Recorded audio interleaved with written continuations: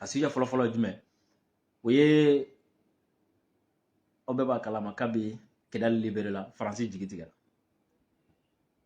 Faransi annonce fɛn o fɛn kɛ a ye prévision fɛn o fɛn kɛ Mali kan a si tɛ ka marché wa aw bɛɛ b'a kalama fana don min na RFI ni France 24 u jigila tigɛra u wulila u taara u jigi sɛmɛ joona n'o ye Côte d'Ivoire président ye Alassane Dramane Ouattara k'a ka wulikajɔ kɛ a ka bagabaga kɛ ka ɲɛsin Mali ma walasa fɛn min RFI ni France 24 olu bɛ se ka dayɛlɛ Mali la cogo min na min b'a to u ka kibaruya jugu u ka jatigɛli kibaru u ka ɲɔgɔn mɔgɔ bila ɲɔgɔn na kibaruyaw u bɛ se k'a challenge cogo min na a bɛ n'a fɔ o tɛ ka marché Kidali libéré la an bali min na an ɲɛ b'a la fɛn min ye Ado ye a taara Faransi ayiwa mun bɛ yen an n'an da don la ni Ala sɔnna ma o tɛmɛlen kɔfɛ ka bɔ yen fɛn min ye armée malienne ye olu ye kunnafoni di kɛ kunnafoni fila bɛ yen kunnafoni fɔlɔ o ye jumɛn ko bi k'u ye gosili kɛ Tina Sako o gosili kɔfɛ armée fana ye sɔmɛli kɛ k'a fɔ ko u ka wulikajɔ senfɛ fɛn min ye foroba kaburu dɔ ye k'o yera Kidali o yera jɔn nɔ la an n'an da don fana la ka tila ka lasɔmɛli kɛ o fana la o tɛmɛlen kɔfɛ ka bɔ yen fɛn min ye progrès ye min ɲɛsinnen don terrorisme o kɔfɛ ani fɛn min criminalité n'o ye diɲɛ kojugukɛlabaw ye Mali kɔnɔ ani Mali kɔ kan progrès min ɲɛsinnen don ma ale fana ye kunnafoni di kɛ ka ɲɛsin ni foroba kaburu min yera Kidali an bɛna an da don fana la ni Ala sɔnna ma professeur Clément Dembélé an y'a mɛn journée fana kɔnɔ k'a fɔ ko ale fana bilala sous mandat de dépôt ni Ala sɔnna ma an ka hakilila fitinin min na an b'o fɔ ka ɲɛsin o fana ma kunnafoniya ka ca donc an b'a ɲini aw fɛ vidéo a ka partager kosɛbɛ a bɛna na kibaruya caman sɔrɔ a bɛna na kunnafoniya caman sɔrɔ bi vidéo na kosɛbɛ n'a y'a partager a tɛ kɛ basi ye ko a n'a bɛ dɛsɛ foli ani tanu ka ɲɛsin an kanubaga bɛɛ lajɛlen ma Mali kɔnɔ ani Mali kɔ kan an dɛmɛbagaw minnu b'an dɛmɛ n'an bɛ se ka nin émission kɛ ni aw b'a lajɛ hɛrɛ ni baden kɔnɔna la banabaatɔw ani banabaatɔ somɔgɔw diabète furudimi tension impuissance sexuelle bana wɛrɛ mana kɛ aw la bana min n'a ye aw kamana gan n'aw ma se ka fura sɔrɔ a la n'aw yaalala n'aw sɛgɛla a ye Cherif Tiyami Hayidara n'a ka mɔgɔw wele a ka ca Ala fɛ fura a bɛ sɔrɔ a la u ka téléphone numéro ye jumɛn 70 08 04 08 n'a ye nin numéro in wele a ka ca Ala fɛ fɛn min y'a ka bana a bɛ fura sɔrɔ a la n bɛ segin a kan diabète tension furudimi impuissance sexuelle senkuruba dimi genou dimi a kana hésiter a ye numéro in wele a bɛ sɔn ka fura sɔrɔ a ka bana fura la inshallah maliyɛnw an bɛ don an ka laɲini kɔnɔ kunnafoniyaba min bɛ yen an b'a daminɛ yɔrɔ min na fɔlɔ o ye Kidali victoire Kidali victoire kɛra sababu ye ka farafinna den bɛɛ lajɛlen kunnawolo ka farafinna den bɛɛ lajɛlen kunkɔrɔta bi aw b'a kalama fɛn min ye Mali ani Centrafrique olu tun bɛ jouer la ballontan na éliminatoire la ni Ala sɔnna a ma 26 mars la hali n'a sɔrɔ ni match kɛra match nul ye mais match fila kun don match fila de tana bi a match fɔlɔ aw bɛɛ lajɛlen kun ɲɛ b'o la o bɛ ka kɛ stade la mais match filanan o kɛra min o kɛra Kuluba o match filanan de ka di kosɛbɛ o match filanan de ye kunkɔrɔta hakilisigi ani wasa ye o match filanan o kun ye jɔn ni jɔn ye o match filanan kɛra cogo di fɛn min ye Centrafrique ministre des sports ani jeunesse ale reçoira bi Kuluba Assimi Goïta fɛ Centrafrique de ye jamana ye jamana min ni Rusiw ye u jɔ a kɔrɔ ka u dɛmɛ ka rébellion kɛlɛ ka bandi sugu bɛɛ kɛlɛ Centrafrique fana ni aw t'a dɔn opération fila de bɛ yen nɔ minnu bɛ daminɛna ɲɔgɔn fɛ opération Barkhane Mali la ani opération Sangaris o tun bɛ ka taga Centrafrique Faransɛw ka sɔrɔsiw ye min kɛ Centrafrique o ka jugu siɲɛ 100 ka tɛmɛ u ye min kɔrɔbɔ Mali kan a laban na u gɛnna ka bɔ Centrafrique opération Sangaris gɛnna ka bɔ Centrafrique o opération Sangaris de taara Centrafrique ko ka taga Centrafrique dɛmɛ kɛlɛ ka ban mais au lieu k'a ka baara kɛ walasa kɛlɛ ka ban Sangaris ye mun kɛ groupe fila tun bɛ a waati Seleka ani Antibalaka Seleka olu la olu silamɛw ka ca Antibalaka olu chrétiens ka ca ani dɔw b'u la josɔnw ni fɛn wɛrɛ b'u la au lieu que Faransi ka taa ka fɛɛrɛ kɛ ninnu fila bɛ se ka bɛn cogo min na a m'o kɛ dɛ Faransi taara ka taga marifa di dɔw ma u bɛ taga opération kɛ sufɛ ka taga Seleka parce que a y'a sɔrɔ président min tun bɛ yen président min tun bɛ yen waati o ye Seleka élément ye donc Faransi tun bɛ mun kɛ walasa ka Centrafrique problème juguya a bɛ taga a b'a fɔ ko Seleka mɔgɔw ma ko f'olu ka désarmer u ka marifa bila n'u ye marifa bila a bɛ taga anti-balaka fɛ sufɛ a bɛ marifa di olu ma k'a f'u ye an ye Seleka nin groupe in an y'olu ka marifa minɛ a la nin yɔrɔ in na o ma a bɛ se k'u attaquer a vidéo bɛ yen a reportage bɛ yen a documentaire bɛ yen kɛlɛ nana juguya ka juguya ka juguya ka juguya Centrafricains nana ye n'an ma Faransi gɛn an yɛrɛ dama tɛna bɛn n'an ma Faransi gɛn kɛlɛ tɛna ban Faransi t'o la ka rebelle financer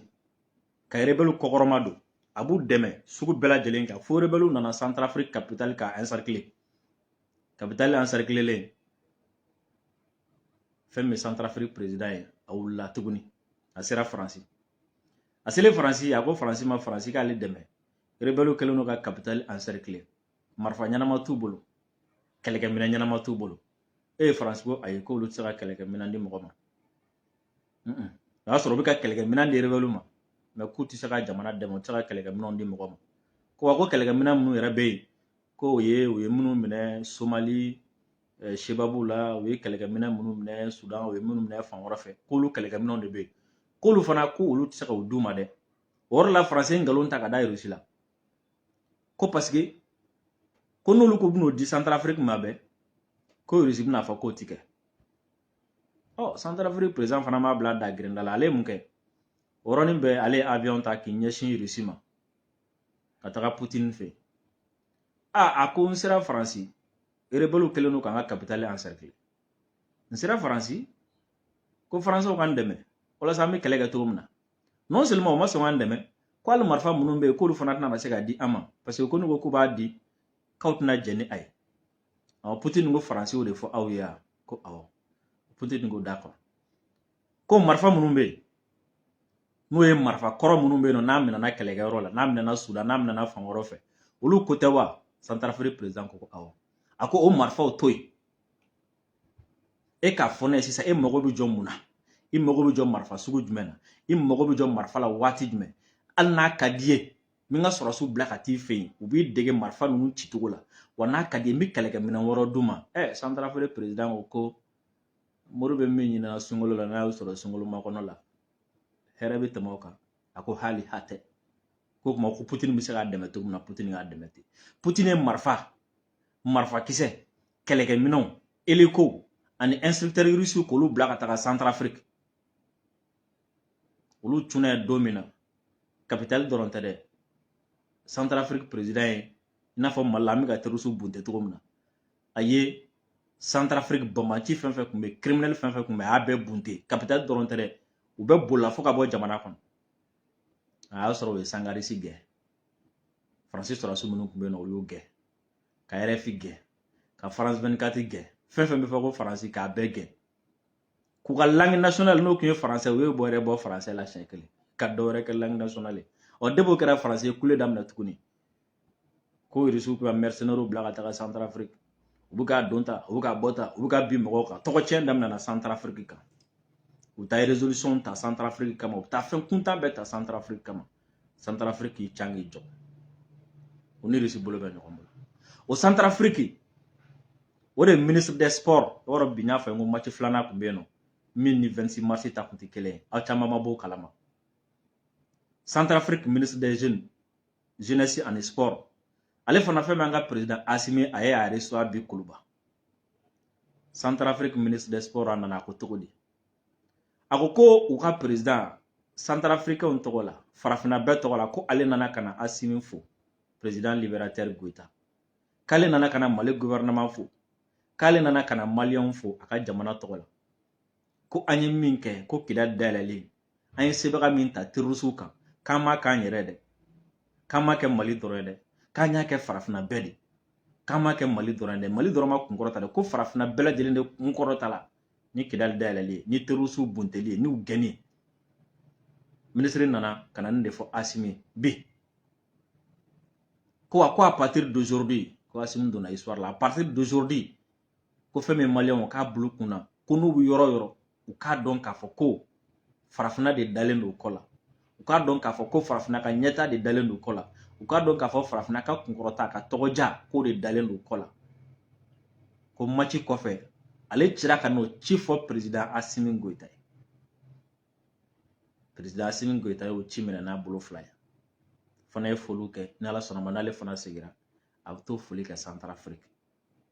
Maliyɛnw n'an bɛ taa an bɛ se. An y'o fɔ aw ye ko maliyɛn bɛɛ lajɛlen kunkɔrɔtalen do bi, farafin bɛɛ kunkɔrɔtalen do bi, ka sababuya kɛ mun ye? Mali armée ye sebagaya min ta terroriste kan. Mali armée ye jɔli min kɛ terroriste ɲɛ. Bɛɛ kun sirannen do, bɛɛ kun jɔrɔlen do. Ni Mali ta kun ma réussi, mɔgɔ si kun t'a kɔrɔbɔ farafina bilen. Ni Mali ta kun dɛsɛra, mɔgɔ si kun t'a kɔrɔbɔ bilen. Nka Mali ta a avancé a réussi. Burkina ni Niger kɔfɛ, Guinée kɔfɛ, an ka taa dɛ. Aw bɛna kibaruyaw mɛn. Nin ye jɔnna juru tigɛlen ye. Siran juru nin y'a tigɛlen. An bɛ président Assimi Goïta fo, k'an n'a ka cabinet bɛɛ lajɛlen fo. Maliyɛnw tɛmɛlen kɔfɛ, an bɛ taa min? An bɛ taa Faransi. An bɛ taa Faransi. Mun bɛ Faransi? Nin waati na fɛn min ye Ivoirien ka président n'o ye Alassane Dramane Ouattara, ale bɛ Faransi nin waati. A taara mun na Faransi? Kidal libéré la, ale bolila ka taa Faransi. A bɛ taa mun fɔ? K'u bɛ taa kuma Mali, Burkina ani Niger kan. U bɛna taa mun fɔ Mali, Burkina, Niger kan? Anw bɛ ka kɛlɛ réussi, anw bɛ ka kɛlɛ gagné. Faransi min kale k'a bɛ Mali tila dɔgɔkun damadɔ, Faransi min kale k'a bɛ Mali tila kalo damadɔ, ale bɛ taga o Faransi fɛ yen Kidal libéré. Bi fɛn min ye Faransi Emmanuel Macron muso n'olu ka première dame ye, ale ni Ivoirien ka première dame, olu kan ka dumuni kɛ ɲɔgɔn fɛ bi. O fɛn min sini, fɛn min Alassane yɛrɛ, ale ni Macron fana bɛ dumuni kɛ ɲɔgɔn fɛ sini. O kan ka bɛnbɛn min kɛ sa, o kan ka min fɔ ni ɲɔgɔn cɛ, o kan ka stratégie mun tracer, u b'olu stratégie tracer ɲɔgɔn fɛ. N'o t'a gana sa dɛ. Filɛ ni galama wuli ɲɔgɔn na, ci ɲɔgɔn na, ale bɛ bɔ wuli, a bɛ taa Faransi. A bɔra Faransi sisan juillet kalo tile tɛmɛnen, an ka compter kɛ juillet, août, septembre, octobre, novembre. Kalo saba a segira ka taa tuguni. Wa b'a jateminɛ a bɛ taa waati fɔlɔ min na a ka juillet tali a y'a sɔrɔ mun bɛ yen? A y'a sɔrɔ MINUSMA ka tagali ko kuma kun bɛ sen na. Tagali ma fɛn ɲɛ o la. Sisan MINUSMA taara, Kidal dayɛlɛ la, tila ka boli ka taa tuguni. Ko bamananw b'a fɔ bamanankan na ko banakɔtagala mana position ta, a ma plan ta, ko dimɔgɔba b'a kalama. Mali bɛ yɔrɔ min na bi, soit i bɛ rallier ou bien farafina bɛɛ bɛ ba i la. Mali bɛ yɔrɔ min na bi, soit i bɛ rallier ou bien i yɛrɛ mɔgɔ bɛ sa. Mali bɛ yɔrɔ min na bi, soit i bɛ rallier ou bien hali i yɛrɛ ka jamanadenw bɛ ba i la. An m'an da ka sunɔgɔ an hakili lafiyalen. Parce que bi mɔgɔ ye jɛjugu, janfanjugu, jɔjugu, kɔlɔnjugu k'i b'a se Mali ɲɛ, alhamdulilayi bi o tɛ kulonkɛ kuma ye, o tɛ dabaya, o tɛ propagande ye. Bi Mali service de renseignement bi diɲɛ service de renseignement baw fɛ bi. Bi Mali service de renseignement bɛ se ka classer service de renseignement minnu bɛ yen nɔ bi ni moyen ba b'u bolo diɲɛ yɛrɛ kɔnɔ bi, farafina dɔrɔn tɛ dɛ, diɲɛ yɛrɛ kɔnɔ bi. Parce que service de renseignement min bɛ se ka Mali tɔgɔ bɛ fɔ diɲɛ yɔrɔ o yɔrɔ ka kunnafoniya ta ye Mali kan, bi o se b'an ka mɔgɔ ye. O service de renseignement ani renseignement militaire olu ka bolo di ɲɔgɔnma kɔnɔna la, terroriste ye jan o jan da, u ye communication fɛn fɛn kɛ, u ye dingɛ fɛn fɛn se, u ni mɔgɔ y'a tɛgɛ di ɲɔgɔn ma, mɔgɔ ye promesse ta u ye, u ka arme bɛ bɔ yɔrɔ min na, u ka kɛlɛkɛdenw bɛ bɔ yɔrɔ min na, u ka nafolo bɛ bɔ yɔrɔ min na, fɛn min an ka service de renseignement ani an ka renseignement militaire olu ka tɛgɛ di ɲɔgɔnma kɔnɔna na, u sera ka dankari nin bɛɛ la. An filɛ nin victoire de la Kidal nin waati na. O kuma Macron bɛ se ka plan ka da, a bɛ se k'a tigɛ. Complot fɛn fɛn ka da ye, mɔgɔ ka da, a bɛ se k'a bɛɛ wele ka taa Faransi. Mais a tɛ passé. Alhamdulilayi, an bɛ se k'an da ka sunɔgɔ bi service de renseignement b'an bolo. An b'a ɲɛmɔgɔba fo n'o ye colonel Modibo Kone. Maliyɛnw n'an bɔra Côte d'Ivoire, an bɛna Mali la. Kuma cayara dɛ. Puna sini nya blanga page ka ko bonne nouvelle ma lafiya fobi kunu nya bla page ka fere ko rester connecté ma lafiya fobi chama mi fe ka do ya mombe dès lors photo bi kata photo bi ka ci photo bi ka publier kuma chama mi ka fo do yere ya di togo do ala o fembe do ala mais no ko mi se ka min fo wi malion net na bla armenia ka kuna fona do fo mais ngon ba don kuna fona bi sege la alisa a fo wati bena a fo kuma bena nga fen koni kera fen nye fen bay armée victoire ke victoire mimbe aniali to ma se ka ke 100 ans to ma se ka ke kila libérer le côté de ni dore an sera ka ke san barkan an sera ka ke san takuba an sera ka ke san melisma an ka famo renseignement ani chede munu keneka an woni munu kan munu be parce que sibiri depuis vers 11h comme ça ne munu kawme no kuma ba kala mal ne munu kawme ne te gringa kuma mbe kono ni ke o munu kanunu mu ba koro ko wuli ka jodo be no mi na jabi nyana koso donc nkuruni no fa no fe ayanga mamu foto chirama togo do foranye am munu to gundula falo ni bara bana wati mina abinya fo awyi ni bara bana wati mina munun kanka lasi awma ko ba lasi awma ni bara bana wati mina akanka foto mi akanka yira to mi ni ala sonama o keba obe no lu ke wati mina atomi mbamulu amusoro ko detail di awma ko faraga na yano che amanyina fa ka munu aw ka concentrer to alsa armée ka an concentrer to alsa an ka libération ka an concentrer to alsa an ka jamana a libérer ka a pacifier ka malian ameto kidal alsa nyafo aw ya mena ngo ministre yere treke to mna ka bo kidal ngo asro bien français journal su kumbe ministre taraka munu to tereka yana armée ka dun olu denga boli o journaliste munu tereka nyaf ayo wati mwanga fintila kaw mu ye konyuma ke o konyuma ye jume ministre ye retiré durant ka fintila kaw ma boli ka do kidal sinon depuis ministre be taga do mina le 31 octobre armée malienne fanga kumbe ala capacité kumba la mena kumba bula donia bala fanga bala kele siba ka do kidal o do mais ministre ye retiré to ba yira ka fa ko ministre kumbe ka fendo dogo bon ko fendo be no mimi do la mimi dibila nabi ka bara mali jugala ni an kan kan janto kosobe nangirna kata wona ta fendo dabirandala no fo wati de una nangringa ta ko ka kele sugu do ke doron ubna commencer kan galondana anya ni kay afa anya ni kay afa alhamdulillah armée ya ka stratégie adopté ka stratégie blast 5 kan do kidal ka soro kelema ke kidal vili kono wala ngalon saka dana ngalon saka dana iba fa fora to mina jon kundalendo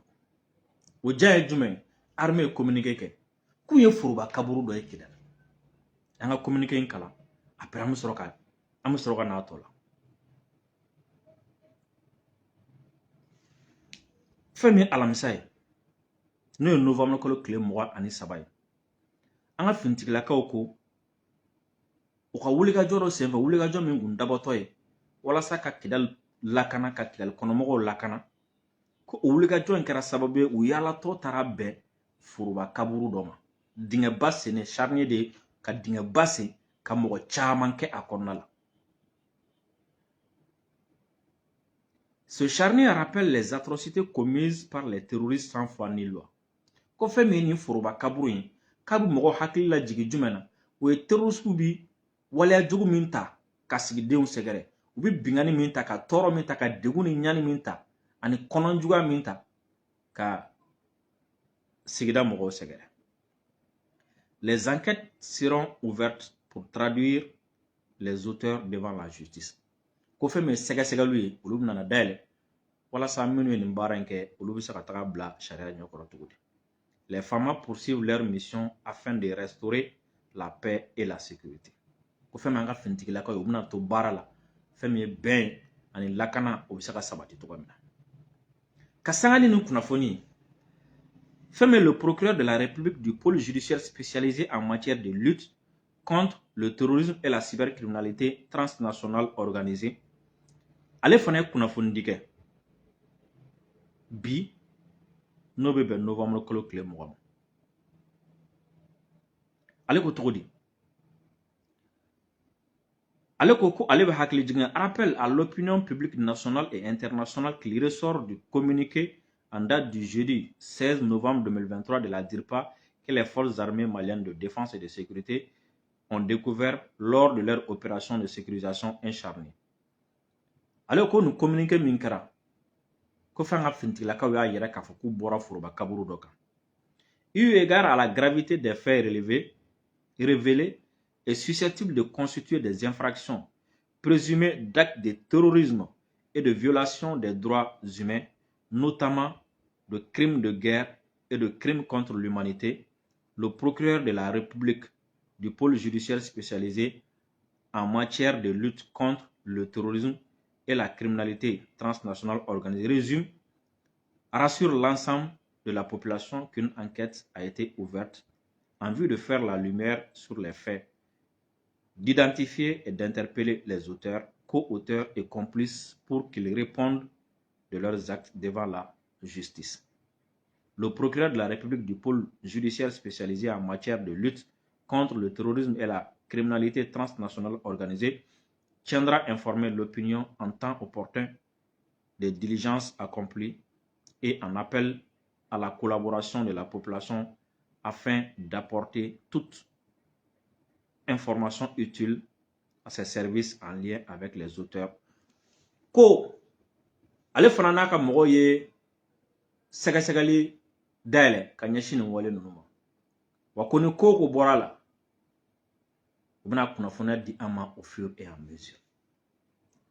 Ne ye n yɛrɛ ɲininka ne ko n ko nin foroba kaburu in a ye video partage a nafa ka bon kosɛbɛ a ka étoile ni kɛrɛ caman bila. Ne ye n yɛrɛ ɲininka n ko nin foroba kaburu in bɛ se ka bɔ min? Armée ye pisi dɔ di o ye jumɛn ye? O ye terroriste bɛ yen u bɛ baga sigida kɔnɔmɔgɔw ma mɔgɔ minnu bɛ tunu sigida kɔnɔna la mɔgɔ minnu bɛ faga a bɛ se ka kɛ olu ye parce que a bɛɛ b'a dɔn k'a fɔ n'u sigilen don yɔrɔ kɔnɔna u bɛ baga mɔgɔ ma mɔgɔ tun bɛ tunu Kidali cogo min na a bɛ tunu ten mɔgɔ bɛ tunu fan wɛrɛ fɛ u bɛ tunu ten a bɛ se ka k'o dɔ ye. Ne bolo ne ye jatebɔ kɛ ne ko a bɛ se ka kɛ mun fana ye tuguni nin kaburu in parce que n'a y'a jateminɛ depuis armée wulila k'a kun da Kidali kan terroriste ka communiqué o communiqué ko mɔgɔ ma sa olu cɛla o ka communiqué o communiqué ko mɔgɔ ma bana olu cɛla hali u bɛ boli ka bɔ Kidali don min na ko mɔgɔ ma sa mɔgɔ ma bana o bɛ se ka kɛ ka kɛlɛ kɛ ka défaite ta e ni mɔgɔ min bɛ kɛlɛ la a tigi seri la e ni mɔgɔ min bɛ kɛlɛ la i ka minɛnw tiɲɛ e ni mɔgɔ min bɛ kɛlɛ la i ka sigiyɔrɔ minɛ la nka halisa e ko mɔgɔ ma sa i fɛ yen donc o kɔrɔ e ka su e bɛ k'u dogo fan nɔfɛ o kɔrɔ k'e ka su e bɛ k'u dogo i yɛrɛ la k'u dogo hali i yɛrɛ fɛ mɔgɔw la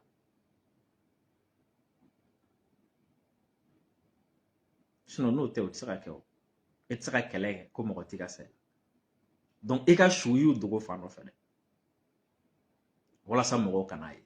walasa mɔgɔw kana bɔ a kala kuma ni sɛgɛsɛgɛli kɛra a ɲɛ bɛ dɔn kosɛbɛ